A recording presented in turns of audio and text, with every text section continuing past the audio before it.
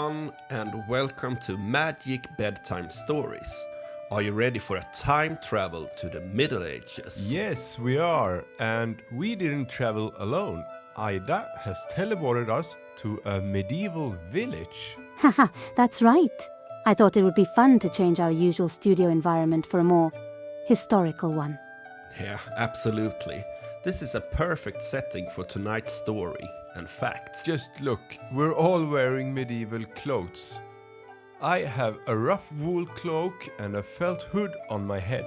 Yeah, Aida has even put on a nice dress with puff sleeves and a shawl. I wanted to fit in. And what did we have for dinner today? We had a delicious medieval meal with cabbage soup and root vegetable stew with a coarse bread. Yeah, it was really delicious. And for dessert, we had mead and apple pie. But Aida, what time period are we in exactly? The Middle Ages? What is it? The Middle Ages was a long period in history that lasted from about 500 to 1500. It was a time of great change and progress, but also a time of war and poverty. But today, I actually want to tell you facts about some other people who were very important in the Middle Ages, namely knights. You're welcome to do that. Thank you. Then I'll print out the facts here. Thank you, Aida. Then, here are today's facts about knights. Knights were strong and brave warriors who rode on powerful horses. They wore shiny suits of armor to protect themselves in battle. Their job was to protect the king and queen and fight in battles if their land was attacked. Becoming a knight took lots of practice. When they were little boys, they started learning how to ride horses and fight with swords. They had to work really hard to become strong and skillful.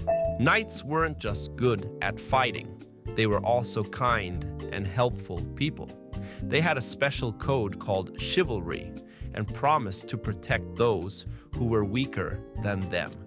This meant being polite, honest, and always keeping their word. When a person finally became a knight, there was a special ceremony called dubbing. At the ceremony, they knelt before the king or queen and were tapped on the shoulder with a sword. They promised to always be brave, fight for what is right, and be loyal to their kingdom. There aren't any knights fighting battles today, but knights make awesome heroes in stories. We can read about their adventures, how they were always ready to help people, and the exciting journeys they went on. Knights were really fascinating people. It's hard to imagine what it was like to live in the Middle Ages and to be a knight. But with the help of our imagination, we can travel back in time and experience the world of knights, just like we have done here today. Very exciting to hang around in a medieval village with you two here today. But now it's time to listen to tonight's story. It is requested by a child named William. William is 5 years old and comes from London. He has sent in his request on our website. Aida, can we get it up on the screen so we can read it here? Of course. Let me pull it up. Here's what William wrote. I wish for a story about a brave knight who fights a dragon, but then they become best friends.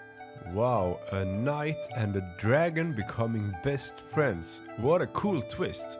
That sounds really awesome. It does. Let me print it out so you can enjoy it.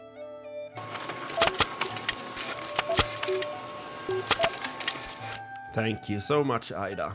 Then we have tonight's story, The Brave Knight and the Dragon's Friendship. Once upon a time, in the kingdom of Moravia, there lived a brave knight named Sir Edmund. Sir Edmund was known far and wide for his courage, strength, and kind heart. He had a reputation for taking on the most dangerous quests and always emerging victorious. One day, a terrible dragon named Ignis started terrorizing the kingdom. Ignis was enormous, with scales as black as coal and eyes that glowed like molten lava. He breathed fire and left a trail of destruction wherever he went. The people of Moravia lived in constant fear, and King Leo himself decreed that anyone who could slay the dragon would be rewarded handsomely. Sir Edmund, hearing of the king's decree, knew that he had to do something. He gathered his armor, sharpened his sword, and set off to find the dragon. After days of traveling, he finally found Ignis in his lair, deep in the heart of the forest. Without hesitation, Sir Edmund charged towards the dragon, his sword gleaming in the sunlight. Ignis, taken aback by the knight's audacity, breathed a stream of fire at him. But Sir Edmund was quick and agile. He dodged the flames and leapt onto the dragon's back, plunging his sword deep into Ignis's flesh. Ignis roared in pain, and Sir Edmund could feel the heat emanating from the dragon's body. But instead of finishing him off, Sir Edmund hesitated. He looked into Ignis's eyes and saw something he didn't expect: fear and desperation. Sir Edmund realized that Ignis was not just a mindless beast, but a living creature, capable of feeling pain and fear. He saw the damage that the dragon had caused, but also understood that Ignis was not evil, but merely surviving. Sir Edmund made a decision that would change both their lives forever. Instead of killing Ignis, he would help him. He would teach Ignis to control his power and use it for good. And so, the most unlikely friendship began. Sir Edmund and Ignis set off on many adventures together, fighting evil and spreading peace throughout the kingdom. They became the greatest of friends, and their bond was unbreakable. The people of Moravia were amazed by the transformation of the dragon and the bravery of Sir Edmund. They hailed them as heroes, and King Leo himself welcomed them back to the kingdom with open arms.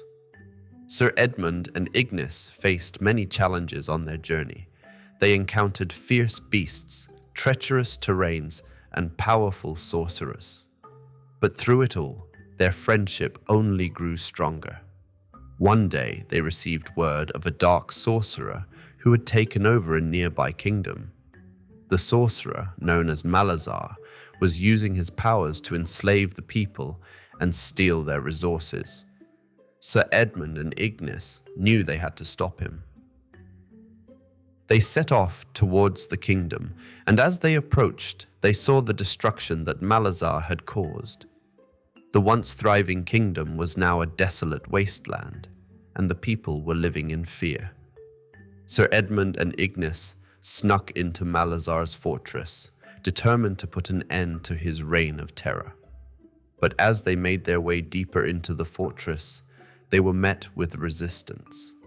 Malazar had sent his minions to stop them, but Sir Edmund and Ignis fought bravely, using their strength and cunning to overcome their foes. Finally, they reached Malazar's throne room. The sorcerer was waiting for them, his eyes glowing with malice. He unleashed a barrage of dark magic at them, but Sir Edmund and Ignis were ready. They fought back with all their might, dodging and weaving as they struck at Malazar. But Malazar was too powerful. He overpowered Sir Edmund, sending him crashing to the ground. Ignis roared in anger, but Malazar merely laughed. "You fools think you can defeat me?" he sneered. "I am all-powerful. You are nothing but insects to me." Ignis's eyes burned with fury. He let out a mighty roar and charged at Malazar, but the sorcerer was ready. He unleashed a burst of dark magic that sent Ignis flying back. But Sir Edmund was not defeated yet. He struggled to his feet, his body battered and bruised. He drew his sword and charged at Malazar, but the sorcerer was too quick. He blasted Sir Edmund with a bolt of dark magic, sending him crashing to the ground. Ignis watched in horror as Sir Edmund lay there, unmoving. Rage filled him. and he let out a mighty roar. He charged at Malazar once more, but this time he was different.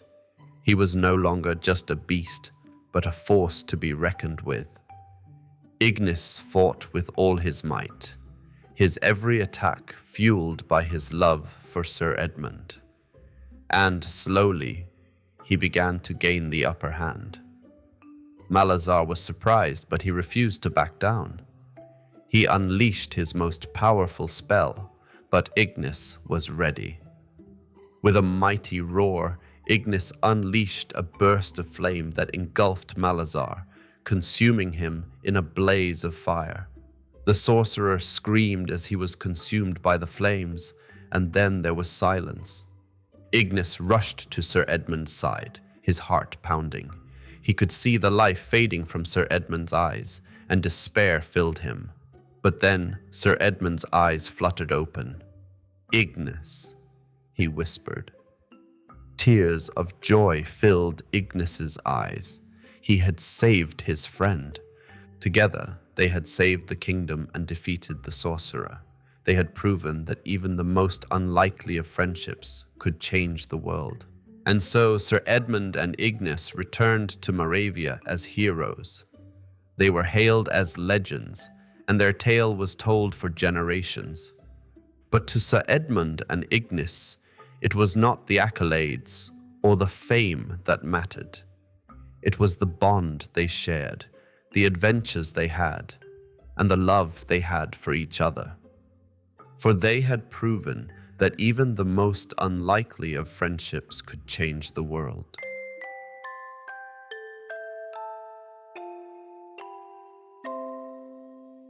And there was the story. Thank you, William, for the inspiration. We hope that you had a cozy time with magic bedtime stories here today, directly from the Middle Ages. Remember that you can send in your own ideas for stories. We love to hear your crazy ideas. Yes, we really do. But now it's time to teleport us back to the studio because it's getting late. Yeah, now I think our families think it's time for us to come back home. Thank you for listening to us at Magic Bedtime Stories. Sleep tight and dream sweet. Good night.